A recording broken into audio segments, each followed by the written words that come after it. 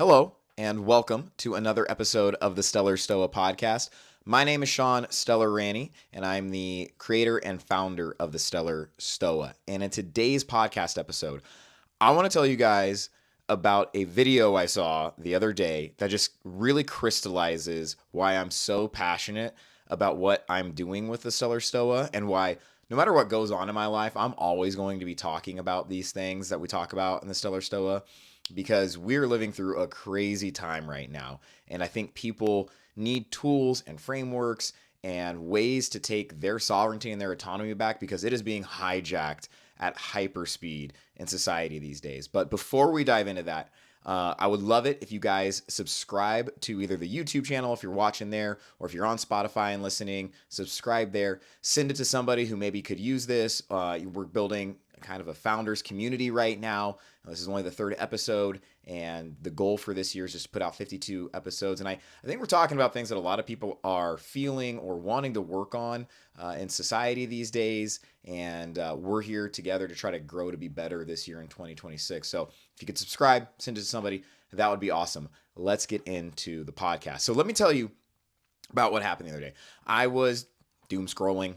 Again, not proud of that habit that I have, but I came across a video and it was an ad for, I think it's Kelshi. And some of you probably know what this is. They did they do odds on presidential elections, stuff like that, and then recently have gone public on being like a betting platform for pretty much anything. And gambling and betting has just gotten way out of hand these days as far as DraftKings and FanDuel and all these kinds of things. It is in every part of our lives now. It is so weird to see the news brought to you by a gambling app. And we're going to get into why I think that's engineered, and I think it says something about where we're at as a society. But I'm watching this ad, and it's all about how you can bet on the weather. You can gamble on the weather. And I sat with that and I was just thinking to myself, where are we at as a society where we're promoting gambling on things like the weather? And I sat there for 5 minutes just going, what is going on? And it kind of dawned on me. I was able to connect a lot of different dots around the way I think about things, whether that's politically, socially, philosophically, whatever it is. And to me, we're living in what I call the chaos economy. And the chaos economy, as I define it, is an economy built off of kind of three pillars. And they're things that have been talked about, people know. The pillars are the attention economy, it's the sickness economy, and it is the outrage and division economy. And you have different power structures that play within each of them. They intertwine with each other, they work together. And some of this is conscious and some of this is engineered and on purpose. Some of it is just a byproduct of hyper capitalism and money market economy, right? It's just trying to make money, power, status, all that kind of stuff. The problem that we have, though, is we are all living in this chaos economy, and it is part and parcel with the way we feel. I talk to people all the time, and I feel this way too. So many of us feel anxious. We feel on edge. We feel numb. We feel depressed. We feel like we're behind. We feel fractured. We feel lonely. All of these feelings. And so many of us are feeling it, even if we're not saying it. And it's part and parcel with this chaos economy because you have people that are profiting off of those emotions and those feelings. They're simultaneously creating the products and services that make you feel that way. But those products and services that make you feel that way get you addicted to those products and services that make you feel that way. Or they offer you different products and services that help you escape those feelings. And it's this feedback loop where we're just caught up in this chaos economy. And the only way we get out is by doing stuff like this, right? Listening to stuff like this, trying to institute habits, take our sovereignty and our autonomy back. Because the thing is, the secret here is if you are a sovereign, autonomous individual, you're somebody who has critical thinking skills. You think for yourself. You're able to question things.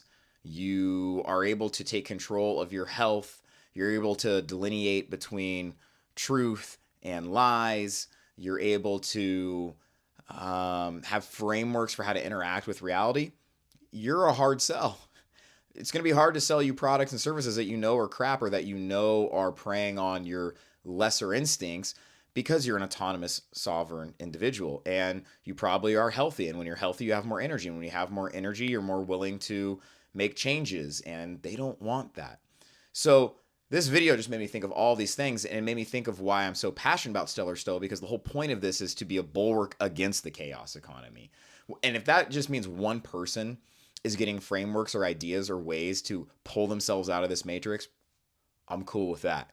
And so today's episode, we're going to talk about specifically the attention economy and how that relates to kind of this idea of habits, because we're still in January and I do want to talk about habits. I want to stick with that theme, but I do want to have it in that grander context of the chaos economy, like the habits we're trying to build or the ways that we're framing this are around how do we build independence, autonomy, and sovereignty so we can work our way out of that chaos economy, or at least have a buffer or a defense to that chaos economy. So I just have some notes here, and we're gonna like I said, talk about the attention economy. And the reason we're gonna talk about the attention economy, it's the most pervasive one. It's the one that hits home for me because it's the one that I really allow myself to get caught up in.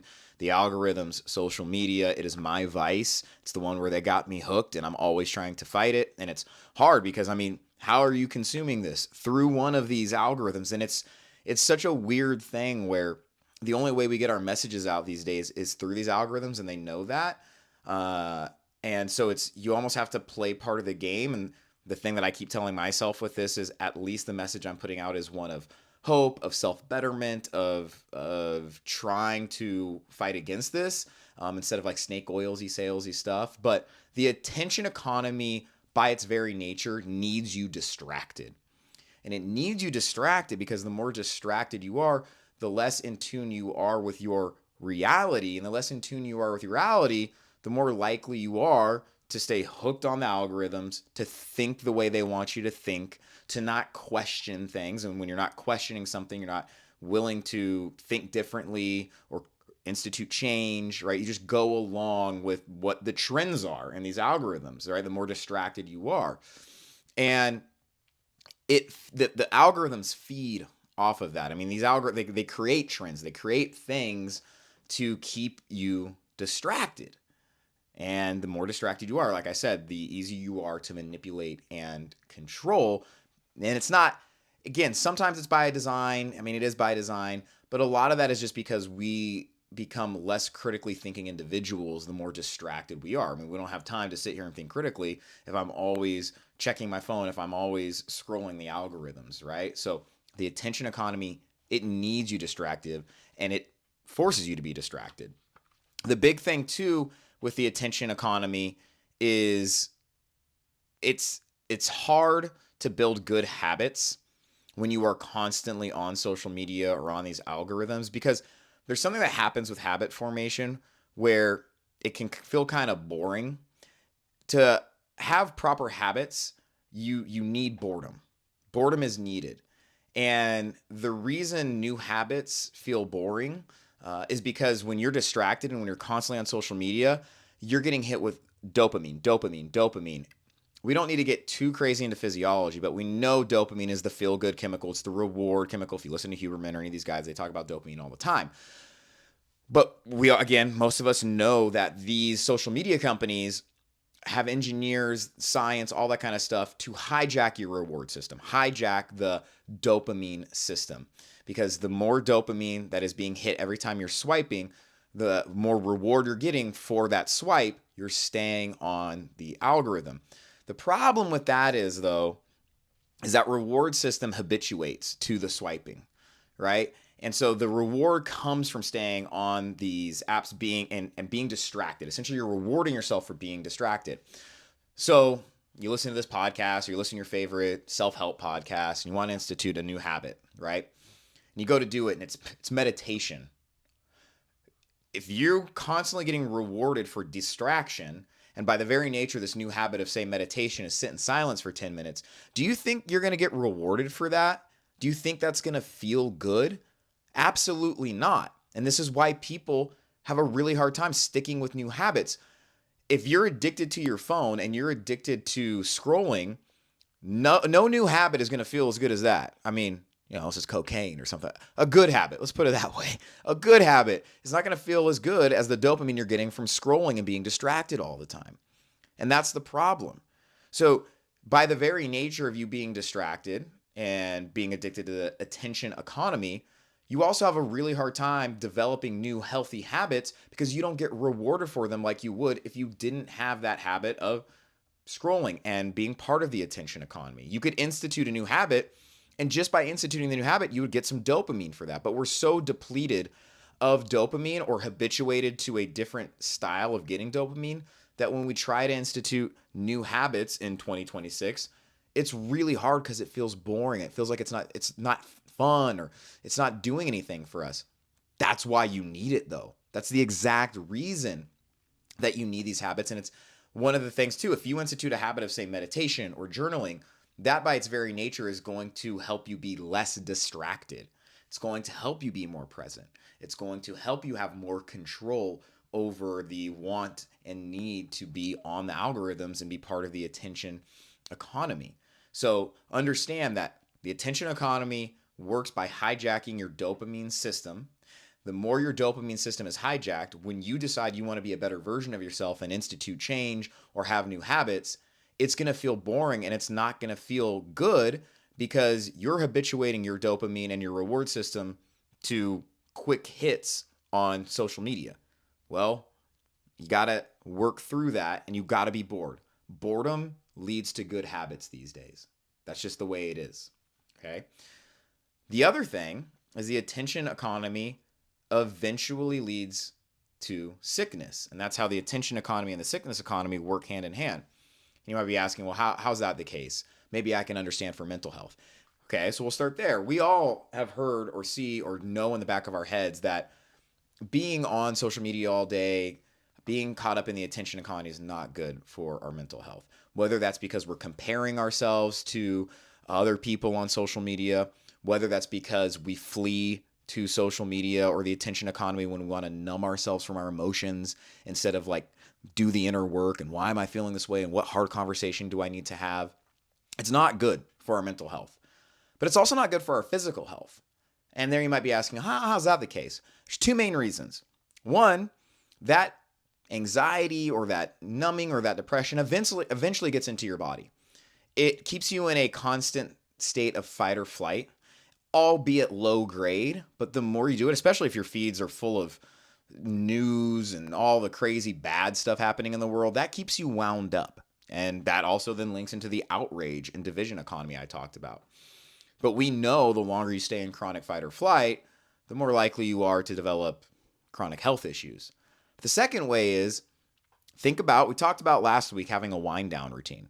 How many of you, the first thing you do in the morning is pick up your phone and go right to social media or go to your emails or go to the news? And how many of you, the last thing you do before going to sleep is doom scroll while watching TV? Be honest. A lot of you, right? Including me, right? One of the biggest things that I've instituted, and we're going to talk about some different habits at the end of this that you can institute to get yourself out of the attention economy, but is by not having the phone in my bedroom. Well, so then I have to come into another room to turn off my alarm. By then I've had enough buffer where I'm thinking, yeah, don't go to social media, right? Don't look at the news, anything like that. And then same thing, the last hour, it's in this room right here. My bedroom's next door. Well, the last hour, I'm brushing my teeth, I'm taking a shower, I'm reading a book. I haven't looked at my phone the last hour. Okay, so we're going to talk about some of those habits, but that's how. If you're first thing in the morning picking up your phone and looking at social media, and the last thing you do is looking at social media being part of the attention economy, that is terrible for your sleep. That is terrible for your stress. That is terrible for your anxiety. That leads to sickness. The more disjointed you are like that, the more wound up you are, the more likely you are to experience sickness. And then, like I already mentioned, the attention economy leads to the outrage and division economy. And I think this one's pretty self-explanatory. But we know on social media how toxic it can be. And they want it that way. They are able to use these algorithms to sow division between us and so outrage because one, that keeps you on the platform because it gets us all emotional and we want to argue in the comment section or whatever it is. But two, the more divided we are, the less likely we are to put our differences aside and come together as a community and want to institute change, or whether that's in ourselves and our communities or in a bigger sense, right? And so the more attention we give, the more manipulative they get, and the easier we are to control. And they just pull on our emotional strings, whether that's through outrage or division. And then in turn, we start hating each other. We go to our silos, and now we have a loneliness epidemic because we don't trust anybody.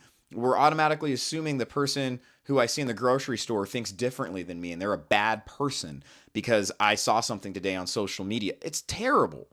It's awful. And again, that's not good for our health, where everybody out there is a threat because I just assume what I see on social media is what's out in reality. It's terrible. That's not good. And that's the attention economy. It's not good for our mind. It's not good for our body. And dude, it's not good for our souls. We got to have buffers for it. That's what we're here to do with Stellar Stoa. So we're going to talk about now some different things you can do and implement to help slowly pull yourself out of the attention economy. You're never going to be able to get completely out of it. And again, that's the thing with the chaos economy. We're always going to be working within it. But if we can build systems and habits and buffers to protect ourselves and to also then help other people, that's what it's about. We can take the power back, and that's how we fight back against this system. So, first and foremost is no social media, no news, first thing in the morning and last thing at night. I already mentioned this, right, as a habit that I do. It's a very good one because if nothing else, you have a buffer where you're not going to be outraged or wound up the first thing when you wake up because the first thing you see on your social media feed is that politician who pisses you off or whatever. And when you go to bed at night, the last thing you see isn't going to be some terrible news about some country that got bombed or whatever it is. And this doesn't mean you need to be ignorant. That's obviously not the case. It's just you have to be in control of your attention and control of your emotions, and your sleep is important. You want to set yourself up for a successful day, and you want to make sure you're getting good sleep. So the first hour, not no phone, because that's not really possible probably, but no social media, no news. And then that last hour, go back to last podcast, develop a bedtime routine, and that bedtime routine should not have a phone involved with it. You should be journaling, you should be reading, becoming a better version of yourself. Another thing I would say is, no phone in the bedroom. Just take it out of the bedroom, put it in the kitchen.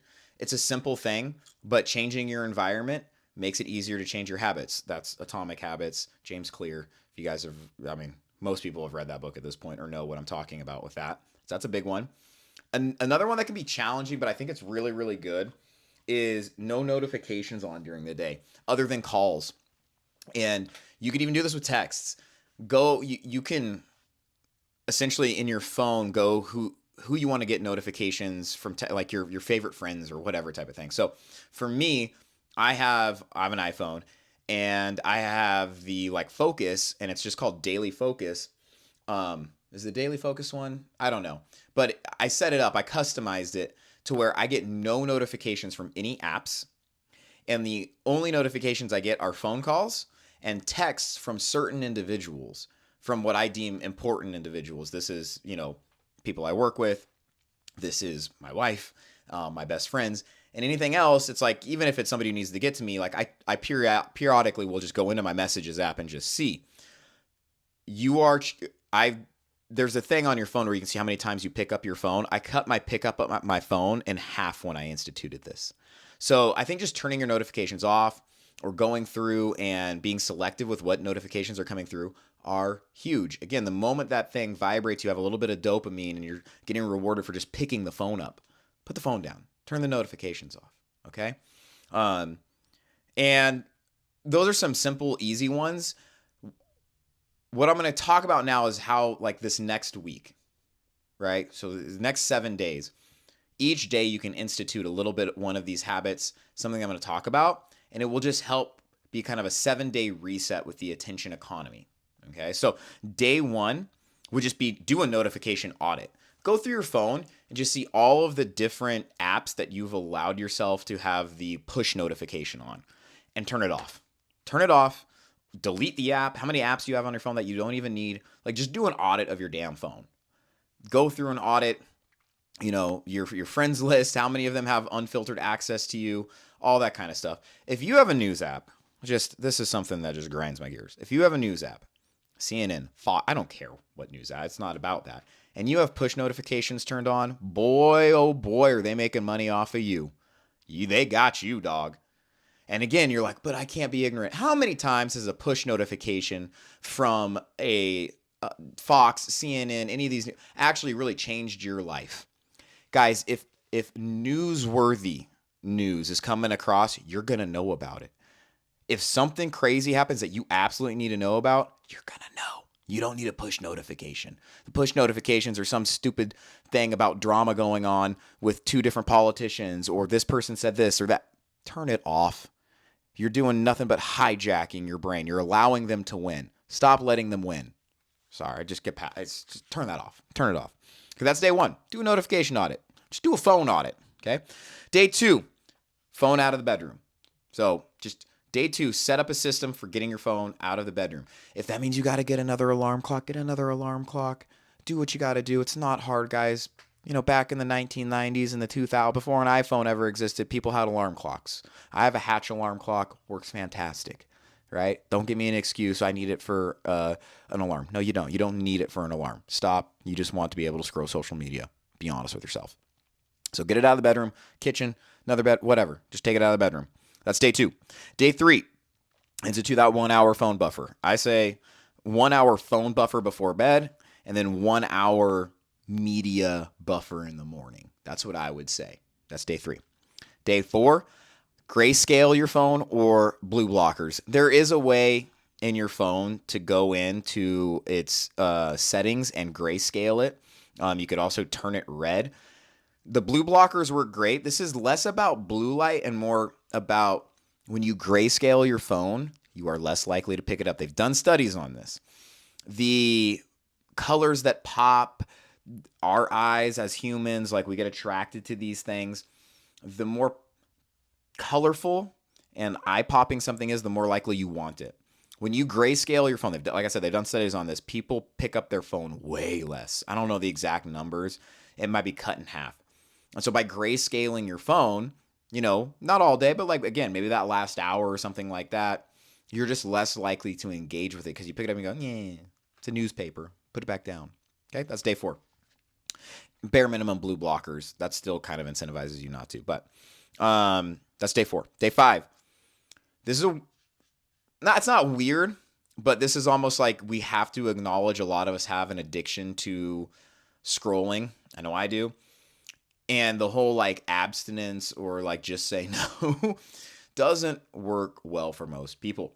And so I like the idea of giving yourself grace and allowing yourself one doom scroll a day. And set a timer, like legit set a timer on your phone. 20 minutes, I'm going to doom scroll. And I'm not going to feel guilty about it because shame spiraling, judging yourself for doing the thing you wish you weren't doing just causes you to go back to it. So instead, you're going to reframe. You're going to go, I'm going to allow myself to do this. And I'm going to enjoy my doom scroll. And I'm not going to judge myself. But I'm only going to do it once today. And I'm going to do it for 20 minutes. You set up a different relationship with the habit. You do it. Timer goes off. And I can't tell you guys how many times I've done this. And I don't do it again the rest of the day. Like I feel good about the experience. Well, let's put it this way. I don't feel good about the experience. I feel good that I did it intentionally. And then afterwards I reflect on like, yep, like always, that didn't give me anything. And so I don't do it the rest of the day because I was intentional about it. Most of us are unintentional scrollers. That's day five. Day six, silent walk and journal. If you're doing this in a row and you're starting on Monday, day six would be Saturday. Take a long walk on Saturday in nature if you can, if the weather permitting, in silence, and just see how good you feel. Getting back in tune with nature, no distractions, no attention economy hijacking your nervous system and your brain, and then journal. Journal on it. How'd it feel? What came up? What were you focusing on? What were you thinking about? Just spend a day. And then day seven, institute your full wind down routine. Just have it. Just commit to an hour and a half wind down routine. Just work backwards. I want to be Sunday night. I got to get up early tomorrow. I want to be sleeping by 9:30. What am I doing at 8 o'clock? What am I doing at 8:15? What am I doing at 8:30? Just work it back. Like really institute a wind down routine. And then on Monday, see how good you feel. So a lot there in this podcast episode. The chaos economy is something that I just feel like I want to be a bulwark against. I want to speak about it. I want to make people aware, like, this is what's going on. I think this is why so many of us feel so weird, so on edge, so anxious, feels like we can't do anything about it. It feels like we're just on a wild train to God knows where. People are apathetic. And there are things we can do about it. And it's maybe not the traditional, we're going to go, storm the Capitol, for a lack of a better term of explaining it. It's going to be, we got to take our power back first. We have to learn how to build habits, how to interact with society and reality better, how to get healthy. One of the things we're going to talk about is how the sickness economy wants you sick, or wants you at least lethargic, because the more sick or lethargic you are, the less energy you have. You're not going to institute change in your life. You're not going to take ownership over your life. You're not going to help other people take ownership over their life, because you're just trying to survive. And they want that. They want that. So this is really big to me. I think it's one of the main culprits of why everybody feels the way they do. And I just want to help people fight back and fight against the chaos economy. And so hopefully if you institute some of these habits, it'll help you pull yourself out of that attention economy. We got more to talk about in following episodes about the sickness economy, the outrage and division economy. We'll get even deeper into habits, why they don't want you to have healthy habits, how our belief systems are really what institute habit change and make it stick. That's going to be the next episode. So I hope to see you guys here, and thanks for watching.